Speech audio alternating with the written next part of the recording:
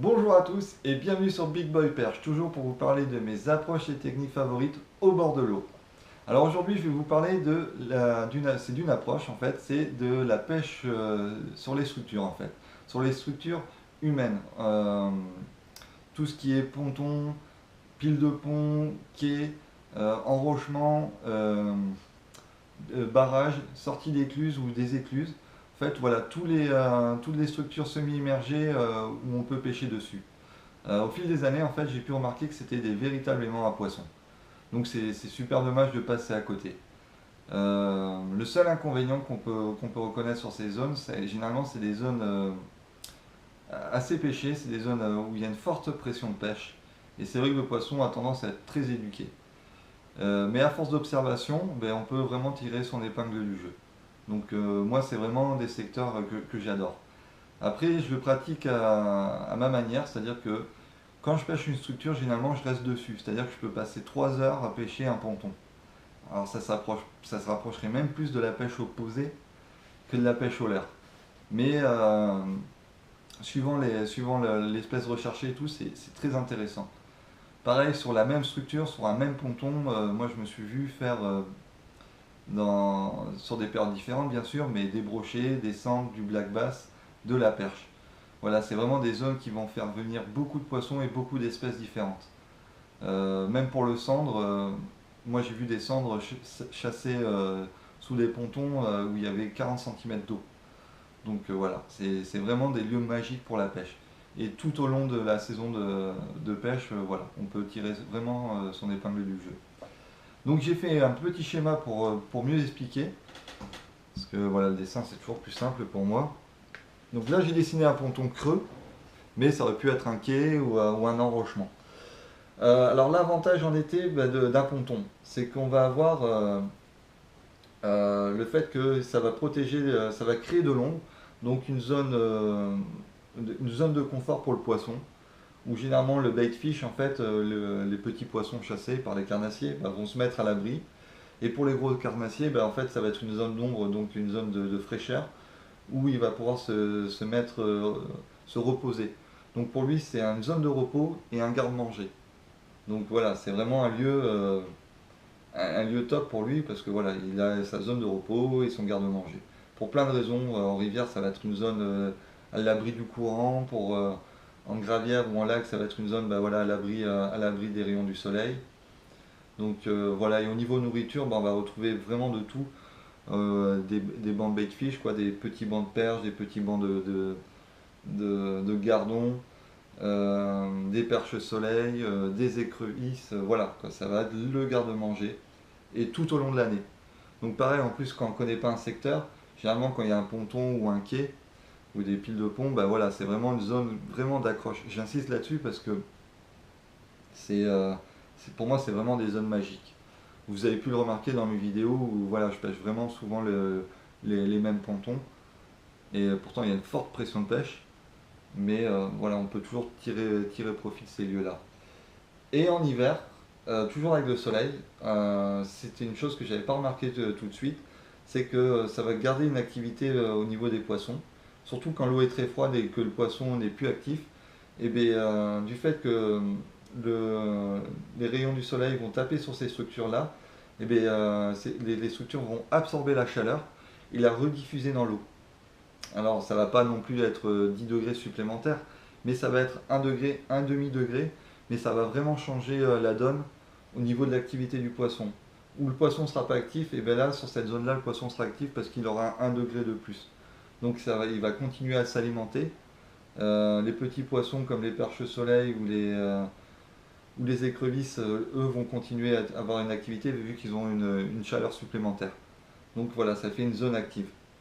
Et, euh, et pareil, voilà, du fait qu'on va pêcher sur un lieu au-dessus de l'eau, et bien, par rapport à si on pêchait sur la bordure, on va pouvoir présenter son leurre différemment. On va pouvoir même pêcher en vertical.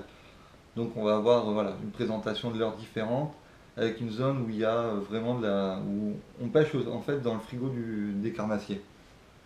Donc vu comme ça, c'est intéressant. Et c'est à nous en fait de proposer le menu du moment. Et c'est avec beaucoup d'observation. C'est-à-dire que c'est une pêche, en fait, vu que les pontons, eux, ou les quais, ou les barrages seront toujours là, les enrochements seront toujours là, c'est une pêche, en fait, plus vous aurez des informations dessus, et plus vos pêches seront rapides et intéressantes. Moi, je me suis vu rester 3 heures sur le même lieu. C'est même plus de la pêche au leurre, c'est de la pêche opposée. Mais, c'est des zones magiques, quoi. C'est des zones où on va avoir une telle concentration de nourriture que le carnassier, à un moment ou un autre, va passer pour se nourrir. Mais suivant l'espèce et suivant la période, ça va être différent. C'est-à-dire que le centre, lui, ça va être tôt le matin, tard le soir. Pour la perche, ça va être peut-être plus en pleine journée. Donc toute la journée, on aura une petite activité ou une grosse activité. Ce qui serait voilà, dommage de s'en priver. Vous l'aurez compris, moi je suis fan. Donc généralement, en fait, quand je pêche ces structures-là et que l'eau est très claire et qu'il y a une forte pression de pêche, je vais cibler en fait, je vais essayer de présenter des leurres qui vont coller au maximum du maximum aux proies des carnassiers. C'est-à-dire que si le carnassier, le brochet que je pêche ou le cendre que je pêche est focalisé, qu'il y a une forte population de petites perches, eh bien je vais présenter une petite perche. Alors je vais essayer de présenter vraiment un leurre qui colle au maximum, comme voilà des répliques qui collent au plus proche d'une petite perche. Voilà. Après, si je vois qu'il y a beaucoup de gardons, beaucoup de rotangles, et quand il y a des chasses, je vois beaucoup de poissons blancs, et bien pareil, je vais vraiment coller au maximum sur le visuel, parce que si l'eau est claire et qu'il y a une forte pression de pêche, mais je trouve que c'est plus intéressant. Donc voilà, je vais présenter quelque chose qui ressemble à un carassin ou à un rotangle. Et voilà. Et pas forcément, je vais pas forcément animer beaucoup. Ça va être même plus proche de la pêche à la verticale, où je vais essayer plus de rechercher une profondeur, une hauteur de nage où le poisson va être réceptif. Voilà, il y a plein d'autres approches. Mais quand je présente des leurres en animant un minimum ou même en animant pas, juste en restant statique, mais juste en essayant de trouver la bonne hauteur d'eau, mais je trouve que le réalisme est important. Euh, Pareil, les perches au soleil, on n'y pense pas assez souvent, mais c'est pas parce qu'on les voit pas, surtout en automne ou en hiver, qu'elles ont quitté les lieux et les structures. Vu que c'est un petit poisson, ça adore les structures. Donc ça va rester collé aux structures. Sauf que si on les voit plus en bordure de la structure, ils seront plus profondément. Et proposer des leurres imitant une perche au soleil, c'est vraiment intéressant.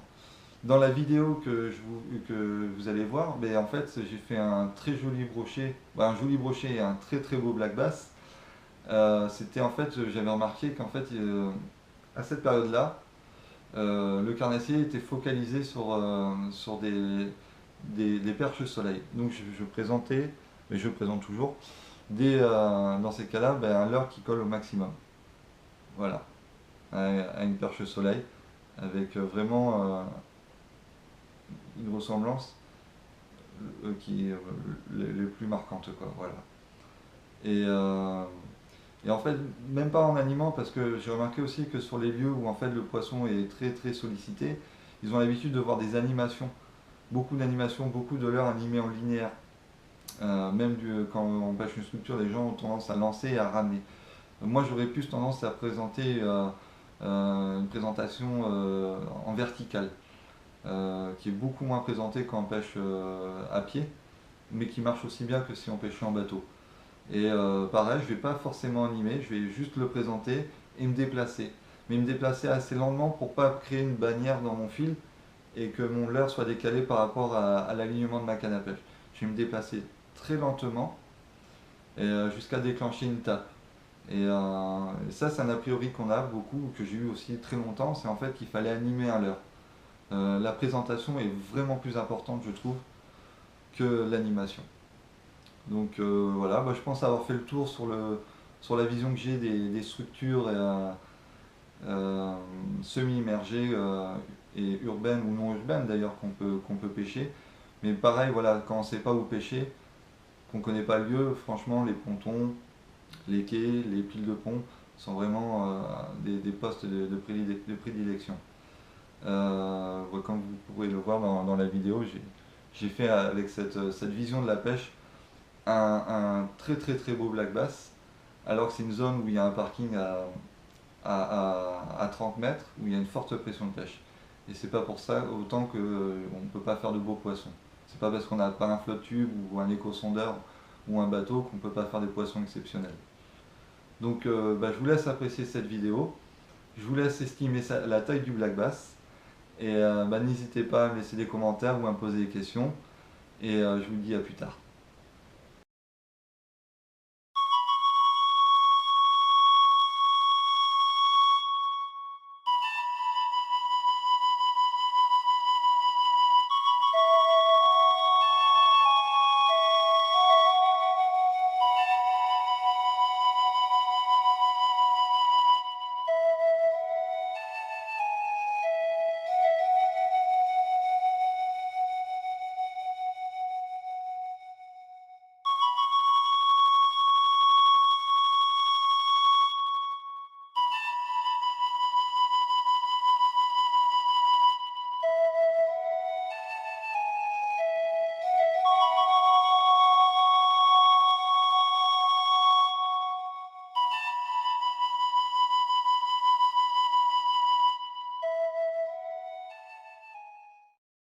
Show up and turn up. We show